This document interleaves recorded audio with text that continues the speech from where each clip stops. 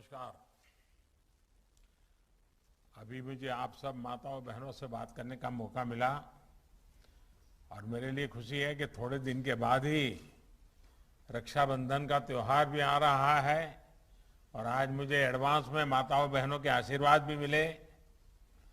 और ऐसे में देश के करोड़ों गरीब, दलित, वंचित, पिछड़े, आदिवासी परिवारों की बहनों को आज एक और उपहार देने का अवसर मिला है। आज उज्ज्वला योजना के अगले चरण में कई बहनों को मुफ्त गैस कनेक्शन और गैस चूल्हा मिल रहा है। मैं सभी लाभार्थियों को फिर से बहुत बहुत बधाई देता हूं। महोबा में उपस्थित केंद्रीय मंत्रिमंडल में मेरे सहयोगी हरदीप सिंह पुरी जी, यूपी के मुख्यमंत्री योगी आदित्यनाथ जी, मंत्रिमंडल के मेरे एक और साथी रामेश्वर तेली जी, उत्तर प्रदेश के deputy CM Keshav Prasad Maurya ji, doctor Dinesh Sharma ji, राज्य सरकार के अन्य सभी मंत्रीगण, सभी संसद के मेरे साथी, सभी आदरणीय विधायकगण और मेरे प्यारे भाइयों और बहनों, उज्ज्वला योजना ने देश के जितने लोगों, जितनी महिलाओं का जीवन रोशन किया है वो अभूतपूर्व है। ये योजना 2016 में उत्तर प्रदेश के बलिया से आजादी की लड़ाई के अग्रदूत मंगल पांडे जी की धरती से शुरू हुई थी। आज उज्ज्वला का दूसरे संस्करण भी यूपी के ही महोबा की वीर भूमि से शुरू हो रहा है। महोबा हो, बुंदेलखंड हो, ये तो देश की आजादी की एक प्रकार से ऊर्जा स्थली रही है।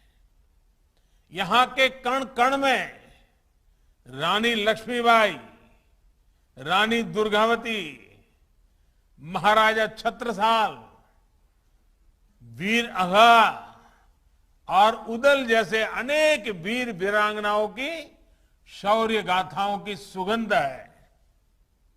आज जब देश अपनी आजादी का अमृत महोत्सव मना रहा है तो ये आयोजन इन महान व्यक्तित्वों को स्मरण करने का भी अवसर लेकर आया है।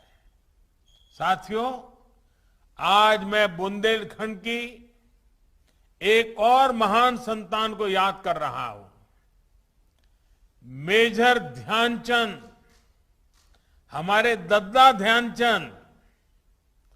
देश के सर्वोच्च खेल पुरस्कार का नाम अब मेजर ध्यानचंद खेल रत्न पुरस्कार हो गया है। मुझे पूरा विश्वास है कि ओलंपिक में हमारे युवा साथियों के अभूतपूर्व प्रदर्शन के बीच खेल रत्न के साथ जुड़ा दद्दा का ये नाम लाखों करोड़ों युवाओं को प्रेरित करेगा। इस बार हमने देखा है कि हमारे खिलाड़ियों ने मेडल तो जीते ही, अनेक खेलों में दमदार प्रदर्शन करके भविष्य का संकेत भी दे दिया है। भाइयों और बहनों, हम आजादी के 75वें वर्ष में प्रवेश करने वाले हैं। ऐसे में बीते 7.5 दशकों की प्रगति को हम देखते हैं तो हमें जरूर लगता है कि कुछ स्थितियां, कुछ हालात ऐसे हैं जिनको कई दशक पहले बदला जा सकता था। घर, बिजली, पानी, शौचालय, गैस, सड़क, अस्पताल, स्कूल, ऐसी अनेक अनेक मूल आवश्यकताएं हैं जिनकी पूर्ति के लिए दशकों का इंतजार देशवासियों को करना पड़ा। ये दुखद है। इसका सबसे ज्यादा नुकसान किसी ने उठाया है तो हमारी माताओं बहनों ने उठाया है। खास करके गरीब माताओं बहनों को मुसीबत झेलनी पड़ी है। झोपड़ी में टपकते पानी से सबसे ज्यादा अगर परेशानी किसी को है तो मां को है। बिजली के अभाव में सबसे ज्यादा अगर परेशानी है तो मां को है। पानी की गंदगी से परिवार बीमार तो भी सबसे ज्यादा परेशानी मां को। शौचालय के अभाव में अंधेरा होने का इंतजार, परेशानी हमारी माताओं बहनों को। स्कूल में अलग टॉयलेट नहीं तो समस्या हमारी बेटियों को। हमारे जैसी अनेक पीढ़ियां तो मां को धुएं में आंखें मलते, भीषण गर्मी में भी आग में तपते, ऐसे ही दृश्य को देखते हुए ही बड़ी हुई है। साथियों, ऐसी स्थितियों के साथ क्या हम आजादी के 100वें वर्ष की तरफ बढ़ सकते हैं? क्या हमारी ऊर्जा सिर्फ मूलभूत जरूरतों को पूरा करने में लगी रहेगी? जब बेसिक सुविधाओं के लिए ही कोई परिवार, कोई समाज संघर्ष करता रहेगा तो वो अपने बड़े सपनों को पूरा कैसे कर सकता है? सपने पूरे हो सकते हैं जब तक ये विश्वास समाज को नहीं मिलेगा। तब तक उनको पूरा करने का आत्मविश्वास वो कैसे जुटा पाएगा? और बिना आत्मविश्वास से कोई देश आत्मनिर्भर कैसे बन सकता है? भाइयों और बहनों, 2014 में जब देश ने हमें सेवा का अवसर दिया तो ऐसे ही सवालों को हमने खुद से पूछा। तब एकदम स्पष्ट था कि इन सारी समस्याओं का समाधान हमें एक तय समय के भीतर ही खोजना होगा।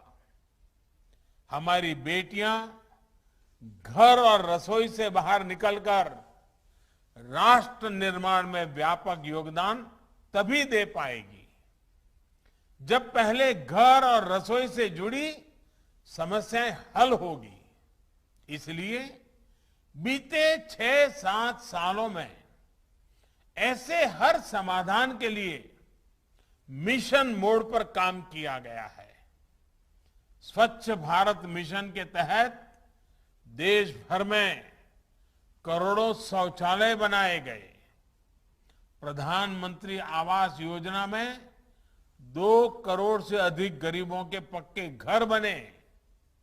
इन घरों में अधिकतर का मालिकाना हक बहनों के नाम पर है। हमने हजारों किलोमीटर ग्रामीण सड़कें बनवाई तो सौभाग्य योजना के जरिए लगभग 3 करोड़ परिवारों को बिजली कनेक्शन दिया। आयुष्मान भारत योजना 50 करोड़ से अधिक लोगों को 5 लाख रुपया तक के मुफ्त इलाज की सुविधा दे रही है। मातृ वंदना योजना के तहत गर्भावस्था के दौरान टीकाकरण और पोषक आहार के लिए हजारों रुपये सीधे बैंक खाते में जमा किए जा रहे हैं। जनधन योजना के तहत हमने करोड़ों बहनों के बैंक खाते खुलवाए, जिनमें कोरोना काल में लगभग 30,000 करोड़ रुपए सरकार ने जमा करवाए हैं। अब हम जल जीवन मिशन के माध्यम से ग्रामीण परिवारों की हमारी बहनों को पाइप से शुद्ध जल, नल से जल पहुंचाने का काम जारी है। साथियों, बहनों के स्वास्थ्य सुविधा और सशक्तिकरण के इस संकल्प को उज्ज्वला योजना ने बहुत बड़ा बल दिया है। योजना के पहले चरण में 8 करोड़ गरीब, दलित, वंचित, पिछड़े, आदिवासी परिवारों की बहनों को मुफ्त गैस कनेक्शन दिया गया। इसका कितना लाभ हुआ है, ये हमने कोरोना काल में देखा है।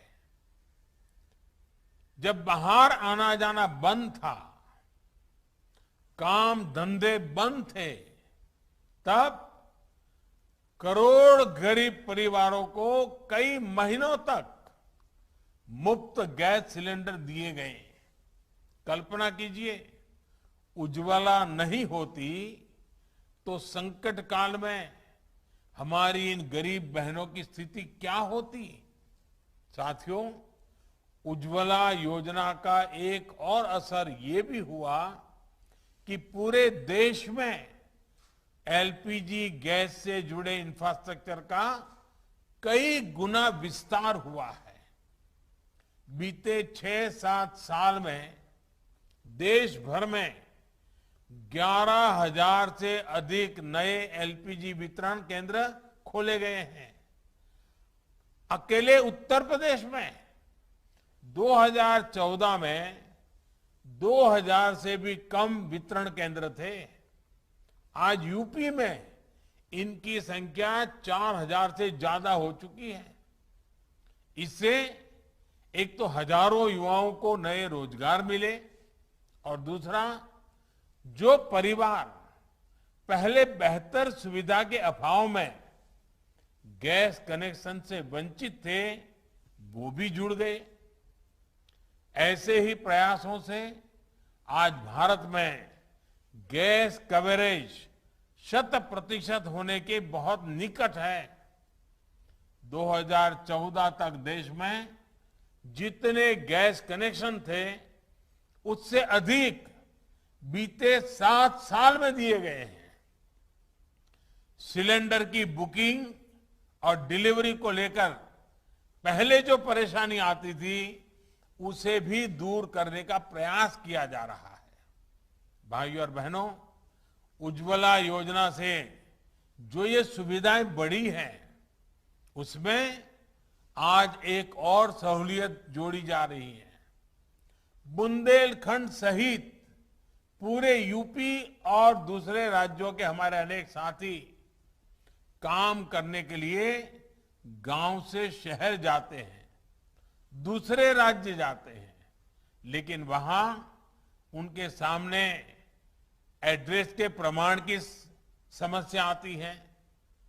ऐसे ही लाखों परिवारों को उज्ज्वला दूसरे चरण योजना सबसे अधिक राहत देने वाली है।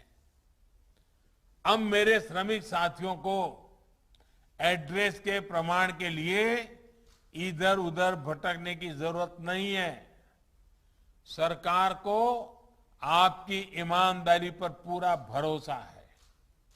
आपको अपने पते का सिर्फ एक सेल्फ डिक्लेरेशन यानी खुद लिखकर देना है और आपको गैस कनेक्शन मिल जाएगा। साथियों, सरकार का प्रयास अब इस दिशा में भी है कि आपकी रसोई में पानी की तरह गैस भी पाइप से आए। ये पीएनजी सिलेंडर के मुकाबले बहुत सस्ती भी होती है। उत्तर प्रदेश सहित पूर्वी भारत के अनेक जिलों में पीएनजी कनेक्शन देने का काम तेजी से चल रहा है। पहले चरण में यूपी के 50 से ज्यादा जिलों में लगभग 21 लाख घरों को इससे जोड़ने का लक्ष्य रखा गया है। इसी प्रकार सीएनजी आधारित यातायात के लिए बड़े स्तर पर प्रयास किए जा रहा है। भाइयों और बहनों, जब सपने बड़े होते हैं तो उनको पाने के प्रयास भी उतने ही बड़े होने चाहिए। आज विश्व बायोफ्यूल दिवस पर हमें अपने लक्ष्यों को फिर याद करना है। अभी हमने एक छोटी सी फिल्म भी देखी कि बायोफ्यूल के क्षेत्र में क्या काम हो रहा है। बायोफ्यूल एक स्वच्छ ईंधन मात्र नहीं है, बल्कि ये ईंधन में आत्मनिर्भरता के इंजन को, देश के विकास इंजन को, गांव के विकास इंजन को गति देने का भी एक माध्यम है। बायोफ्यूल एक ऐसी ऊर्जा है जो हम घर और खेत के कचरे से, पौधों से, खराब सड़े हुए अनाज से प्राप्त कर सकते हैं। ऐसे ही एक बायोफ्यूल इथेनॉल पर देश बहुत बड़े लक्ष्यों के साथ काम कर रहा है। बीते 6-7 सालों में हम पेट्रोल में 10% ब्लेंडिंग के लक्ष्य के बहुत निकट पहुंच चुके हैं। आने वाले 4-5 साल में हम 20% ब्लेंडिंग के लक्ष्य को हासिल करने की तरफ बढ़ रहे हैं। लक्ष्य देश में ऐसी गाड़ियों के निर्माण का भी है जो 100% इथेनॉल से ही चलेगी। साथियों, इथेनॉल से आना जाना भी सस्ता होगा, पर्यावरण भी सुरक्षित रहेगा, लेकिन सबसे बड़ा लाभ हमारे किसानों को होगा, हमारे नौजवानों को होगा। इसमें भी विशेष रूप से यूपी के किसानों, नौजवानों को बहुत लाभ होगा। गन्ने से जब इथेनॉल बनाने का विकल्प मिलेगा तो गन्ना किसानों को पैसा भी ज्यादा मिलेगा और समय पर मिलेगा। पिछले साल ही यूपी में इथेनॉल उत्पादकों से 7,000 करोड़ रुपए का इथेनॉल खरीदा गया है। बीते सालों में इथेनॉल से जुड़ी, बायोफ्यूल से जुड़ी अनेक इकाइयां यूपी में बनाई गई हैं। गन्ने के अवशेष से कंप्रेस्ड बायोगैस बनाने के लिए यूपी के 70 जिलों सीबीजी प्लांट बनाने की प्रक्रिया चल रही है। अब तो कृषि अवशेष से, पराली से बायोफ्यूल बनाने के लिए 3 बड़े कॉम्प्लेक्स बनाए जा रहे हैं। इनमें 2 यूपी के बदायूं और गोरखपुर में और एक पंजाब के भटिंडा में बनाया जा रहा है। इस प्रोजेक्ट से किसानों को कचरे का भी दाम मिलेगा, हजारों युवाओं को रोजगार मिलेगा और पर्यावरण की भी रक्षा होगी। साथियों, इसी प्रकार एक दूसरी महत्वपूर्ण योजना है गोबर्धन योजना। ये योजना गोबर से बायोगैस बनाने को प्रोत्साहन देती है। इससे गांवों में स्वच्छता भी आएगी और ऐसे पशु जो डेयरी सेक्टर के लिए उपयोगी नहीं है, जो दूध नहीं देते हैं, वो भी कमाई करके देंगे। योगी जी की सरकार ने अनेक गौशालाओं का भी निर्माण किया है। ये गायों और दूसरे गौवंश की देखभाल और किसानों की फसल की सुरक्षा के लिए अहम प्रयास है।